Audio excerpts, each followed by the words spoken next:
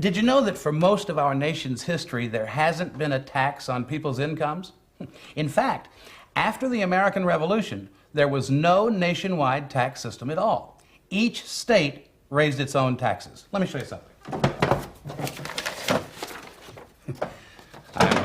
I'm looking for a photograph. States even taxed each other.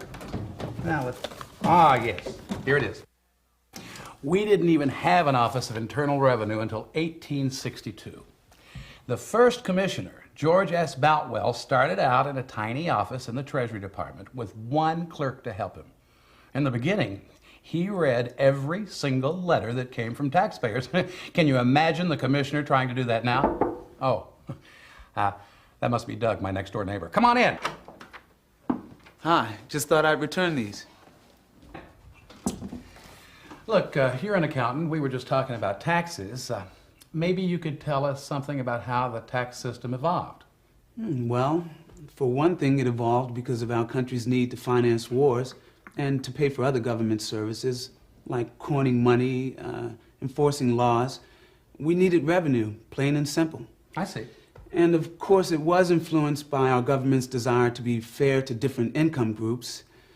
And then our tax system also evolved through attempts to influence people's behavior. Very interesting. Yeah, sure is. Listen, I've got to run. Thanks for the manuals. Don't mention it. You know, most of us associate taxation with our federal income tax, yet this federal income tax wasn't part of our Constitution until 1913. Now, how did the government fund itself before then?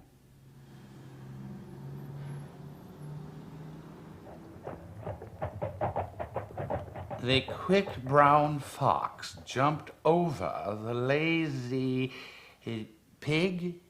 No. Hello. Under the Articles of Confederation, the government didn't fund itself. For its revenue, the new government relied on donations from the states. Well, this system didn't work very well. And when the government under the Constitution was established in 1789, Congress was granted the authority to levy or raise taxes.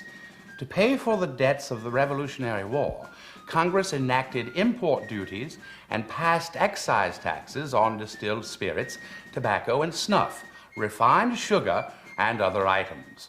These taxes were passed to raise revenue, but the taxes on whiskey and tobacco were also attempts to influence behavior. Excise taxes made these products more expensive to discourage consumption. Needless to say, the new taxes weren't very popular to some people. In 1794, a group of farmers in southwestern Pennsylvania physically opposed the tax on whiskey. John, it's finally happened. What? We've tarred and feathered Henry Walker, the tax collector. When? This morning. It couldn't be helped. The government's gone too far with their taxes on spirits. Meaning? Who are they to tell us what to do? We're businessmen, John, just like Washington himself. President Washington won't stand for this. He'll send troops. Let him. We're ready. President Washington did send troops to suppress the Whiskey Rebellion, and the message was clear. The new federal government was determined to enforce its power to collect taxes.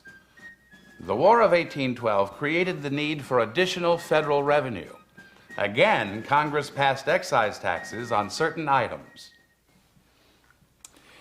You know, many of the important events in the history of our tax system occurred because of the need for additional revenues to finance wars. For instance, the Civil War brought about a major change. It wasn't until the Civil War, or the war between the states, that a federal tax on personal income of individual citizens was passed. This tax was very controversial, and it was abolished by 1872. For a long time after the Civil War, there were no federal income taxes. An 1894 income tax was declared unconstitutional in 1895. The Supreme Court ruled that the Constitution would have to be changed if there was to be a federal income tax that was not apportioned according to the population of each state. The pressure for a federal income tax came from several sources. Many people were concerned with tax fairness, and argued that tariffs and excise taxes were regressive taxes. Let me show you what I mean. A regressive tax takes a larger percentage of taxes from low incomes than high incomes.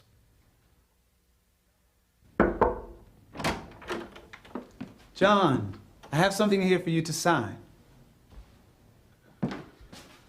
It is a petition to amend the Constitution to provide for a fair income tax for all, one that doesn't fall hardest on the poor. A fair income tax? Finally, people will be taxed according to their incomes. We're collecting as many signatures as possible to present to the state legislature when they vote on ratification next week. Will you sign? Sounds like a progressive tax to me. What is that? Here, I'll show you. A progressive tax takes a larger percentage of taxes from high incomes than low incomes. By 1913, 36 states had ratified the 16th Amendment, making it a part of the United States Constitution. The federal income tax was here to stay, but at first, less than 1% of the population, the most wealthy people, were required by law to pay the new federal income tax. When the law was passed, the Internal Revenue Service organized a personal income tax division. Establishing this division proved to be exactly what was needed since our country was on the brink of another war. During World War I, the new income tax was increased. Income taxes eventually raised 1/3 of the revenue needed to finance the war, but still only 5% of the population had to pay income taxes. Business boomed during the 1920s. As the economy expanded, revenue from the personal income tax also grew. Congress cut tax rates 5 times, but still collected enough money to run the government because of the expanding peacetime economy. The Great Depression of the 1930s changed the nature of our entire economy. Income tax revenue fell, and the Social Security Act provided for payments to workers who lost their jobs, as well as public aid to the aged, the handicapped, and the needy. World War II had another major impact on the federal income tax system. The coverage of the income tax was vastly expanded. Rates were raised, and employer withholding of income tax payments, or pay-as-you-earn, became what now seems a permanent part of our federal income tax system. Yes, I understand. Thank you very much. Goodbye. What's wrong, Doug? You look worried. Well, I received a letter from the Internal Revenue Service this morning. I'm going to have to start withholding taxes from my employees' paychecks, and that's going to make me real popular. Doug, for crying out loud. It's 1943. There's a war on. Won't they understand? Yeah, sure, you're right. They'll understand if they know their taxes are going to finance the war effort. But when the war's over, we better have a tax cut or two, or people are going to start complaining. Yeah, I know what you mean. What Doug was describing was the beginning of the pay-as-you-earn system. One way of making it easier for taxpayers to meet their tax obligations within a system of voluntary compliance. Voluntary compliance relies on individual citizens to report their incomes, calculate their tax liabilities, and file a tax return on time. The tax cuts Doug was hoping for after the war didn't happen. Needs for continuing national defense expenditures and a set of greatly expanded social programs after World War II prevented frequent tax reductions like those that occurred after World War I. Good. In the post-World War II period, our government continued to use the federal tax system to influence the behavior of taxpayers.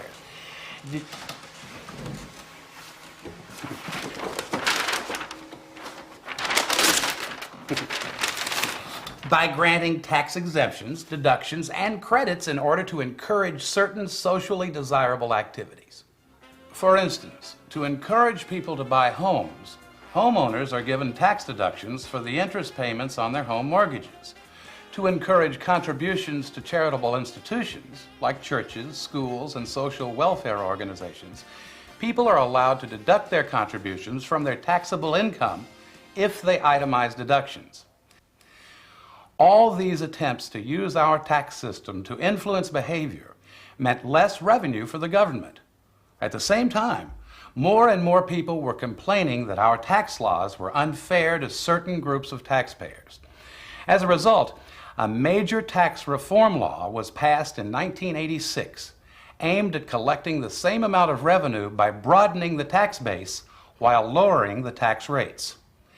The tax base was broadened by eliminating some of the deductions and tax credits that had been previously allowed. John, you're working on your taxes, right? Have you checked out the new tax laws? Yeah, I've checked. Before, you could deduct state sales taxes. You can't do that anymore. I know that. Yeah, but I was going to buy a new car this year. But if I can't deduct the sales tax, I don't know. It sure will make a difference in how much I spend, I can tell you that. Well, it's tough, I'll admit that. But you know, the thing is, eliminating deductions like sales tax gives the federal government greater revenue at a time when it really needs it. Anyway, you're paying a lower tax rate. Doesn't that help? Yeah, it will. Maybe I'll even come out ahead. Since those days when the 16th Amendment was first passed and only 5% of the population paid income tax, the income tax paying population has grown by leaps and bounds. Today, millions of taxpayers practice voluntary compliance by filing income tax returns each year. The amount of tax they owe represents their fair share. Remember, our federal income tax is a progressive tax. With our system of voluntary compliance, the government also has a responsibility to administer the tax laws fairly and process returns accurately and efficiently. How is this accomplished? Returns are delivered to one of several IRS service centers. High-speed machines open the envelopes and sort the returns by type. Next, returns are reviewed for completeness and edited and coded for computer processing.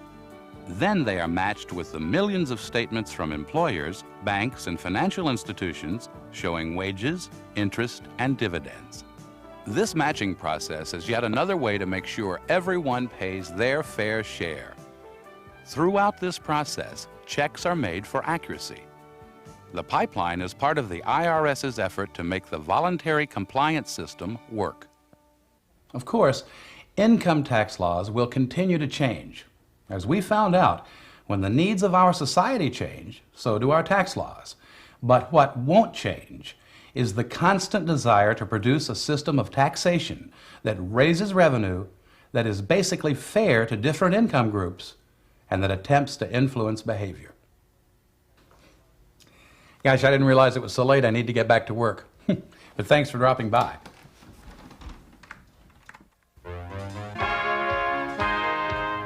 The content of Understanding Taxes was developed in cooperation with the Joint Council on Economic Education and school and economic education agencies from the entire United States.